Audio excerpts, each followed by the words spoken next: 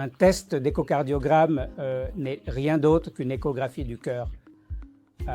Pendant l'étude d'échocardiographie, un transmetteur émet le faisceau d'ultrasons et les ondes réfléchies par le cœur seront reconstruites sous forme d'image et affichées à l'écran sous la forme d'un échocardiogramme. Dans l'échocardiogramme, nous analysons la structure du cœur et en appliquant d'autres modalités comme les études Doppler et autres, nous analysons la fonction du cœur.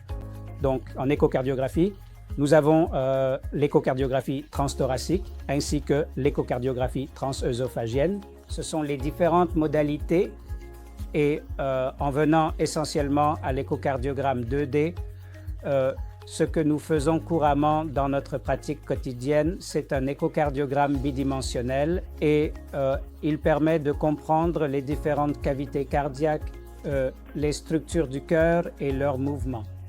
Donc, dans l'étude échocardiographique, nous avons d'autres modalités appelées échocardiogramme en mode M.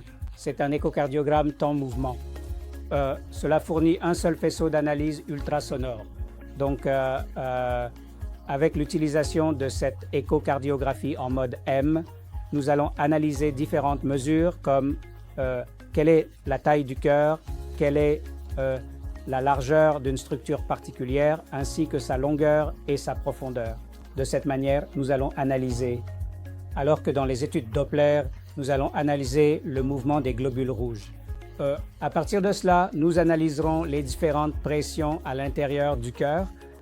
Il existe également une autre modalité en échocardiographie 2D appelée étude Doppler-couleur. Ainsi, avec le Doppler-couleur, grâce au codage couleur des globules sanguins, nous allons analyser la fonction des différentes valves pour voir si une valve particulière présente un rétrécissement ou si cette valve fuit. Donc, en se basant sur le codage couleur, nous allons analyser cela. Et nous pouvons également analyser s'il existe des connexions anormales entre les cavités en fonction de la direction du flux et tout le reste. Donc, en réalisant ces études complètes, en effectuant l'échocardiographie en mode M et l'échocardiographie bidimensionnelle, ainsi que les études Doppler et les études Doppler-couleur. Nous allons ainsi analyser la structure du cœur ainsi que sa fonction de manière très détaillée.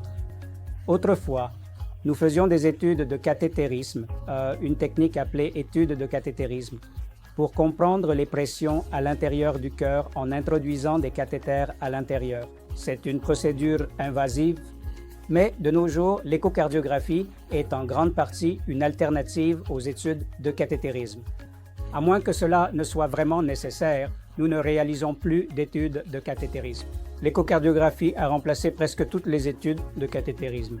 C'est donc un outil vraiment précieux que nous avons et il ne faut que 5 à 10 minutes pour réaliser une étude échocardiographique complète. Et cela fournit des informations très détaillées sur la structure et la fonction du cœur.